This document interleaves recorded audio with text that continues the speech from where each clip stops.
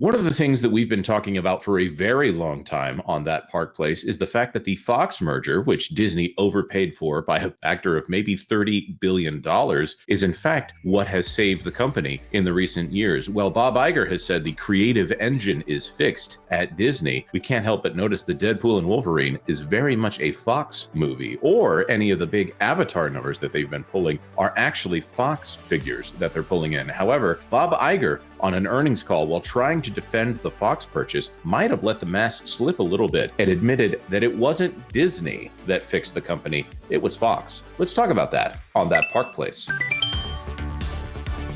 The next thing that I want to bring up, though, is this mistake that Bob Iger made. Well, it's a mistake when you are someone that pays attention on the level that we pay attention to what Bob Iger says. Bob Iger defends Disney's pricey 2019 Fox acquisition. Emmys, Avatar came from that deal. I could go on and on. Disney's 2019 acquisition of most 20th Century Fox assets in a deal worth north of $71 billion enriched the Murdoch family. Yes, it did, but also swelled Disney's debt and continues to have mixed response from Wall Street. On a call with analysts today after quarterly earnings, Bob Iger strongly defended the move as critical to completing Disney's content and distribution heading into the streaming era.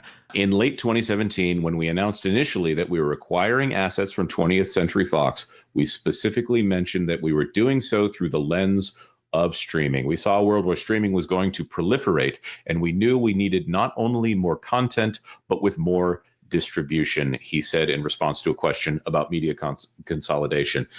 Guys, do you know what the distribution problem was with 20th Century Fox in regards to streaming? They didn't completely own Hulu. That's one thing. So they really couldn't monetize that to the degree that they wanted to, because Comcast still owned 33% of that, and incorporation of Disney Plus was stalled because of that distribution issue. Yeah, so $70 billion to buy Fox.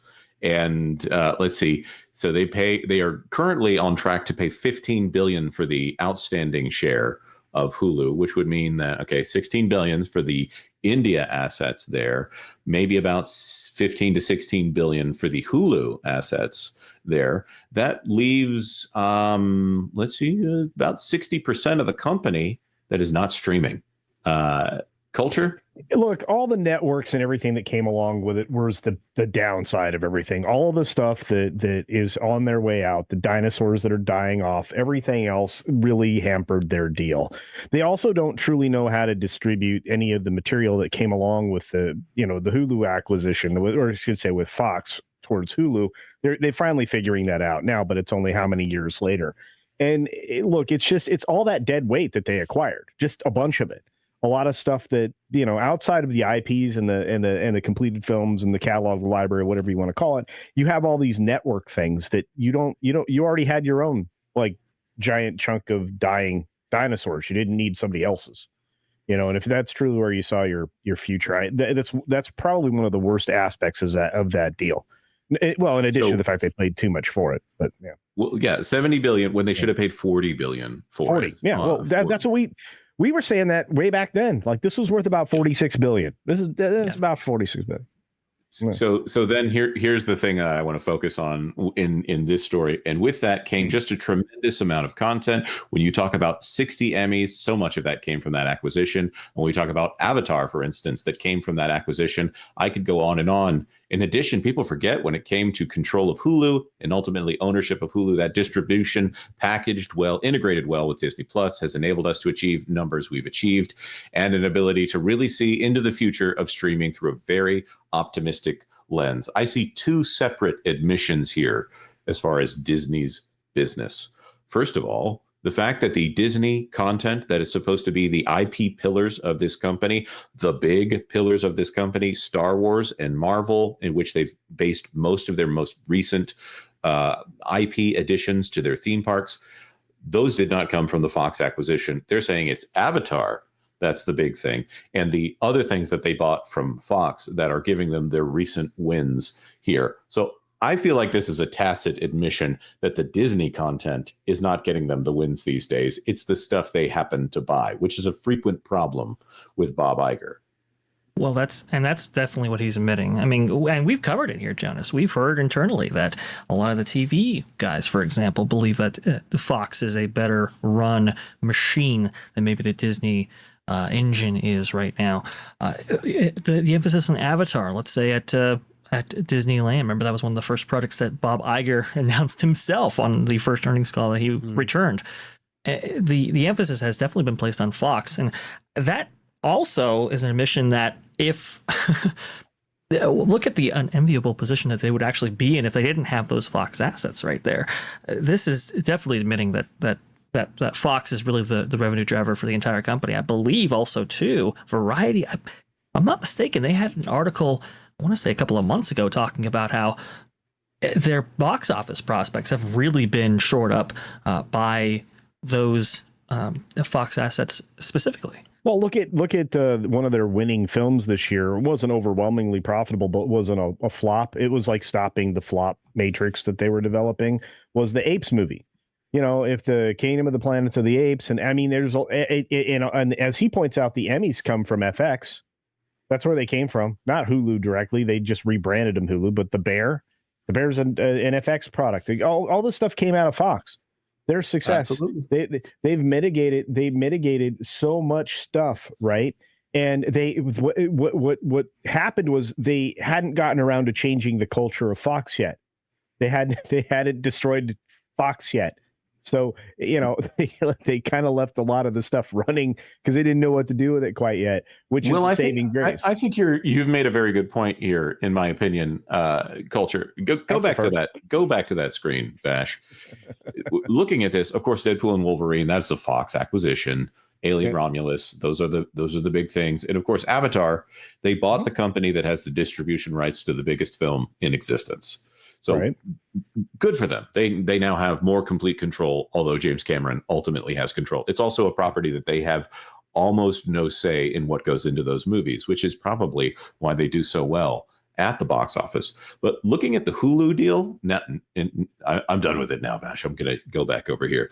The Hulu deal precipitated a situation in which, all of that Fox back catalog, which is on Hulu, that is now under the control of Disney, and they paid a lot of money. They paid basically $16 billion for that Fox back catalog and access to it on Hulu.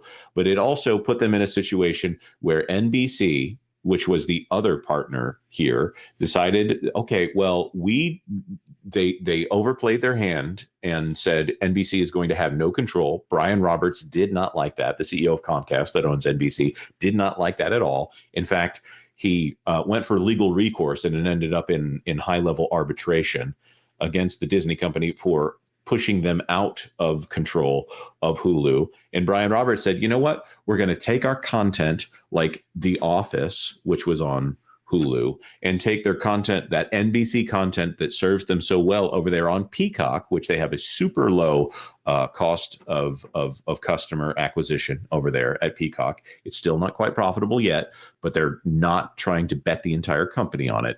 All of that exited Hulu, and they still have to pay billions, more than $10 billion to get the rest of the control over it.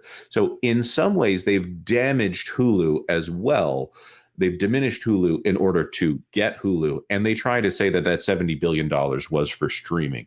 So Hulu is not even as profitable as it could be. It did get the boost from having those NBC assets in there, but they're hurting themselves at the same time. Yes, they slow rolled it. That's something that actually Comcast, the leadership of Comcast talked about extensively. Was they believe Disney was sabotaging Hulu, and then look, all evidence seems to point that direction. Yep. Because Disney did not want to go about writing a bigger and bigger check as the asset itself got more and more expensive or valuable, I guess is the right way to say it. And so when you look at that going in, Jonas, and this, I know it was exactly what you're saying, but when you look at that going in, and we talked about it at the time, you don't want to be in that deal anymore. And so they stopped paying their maintenance dues, whatever you want to call it, maintenance fees. Disney stopped writing them checks back. And you knew this was going to be a bad breakup to begin with. I can't even begin to imagine just how much bad blood is now freshly there, to add to the existing bad blood between Bob and I forget his name. The guy at Brian Comcast. Roberts. Right. Yeah, they don't like each other now. They really. Oh, they really don't. I mean, when you look at the money that Disney has paid out on this, it becomes evident, we've said it on the show before, that Disney has paid for Epic Universe. Yeah. Oh, yeah. And the expansion and likely another park twice. after that. Yeah. Because It's like Ghostbusters when Gozer the Gozerian is like, you will give birth to your own destroyer. and they did. They did. Thanks for watching That Park Plays News. For more information, consider checking out www.thatparkplace.com. And don't forget to subscribe, share, like, and send this out on your favorite social media accounts.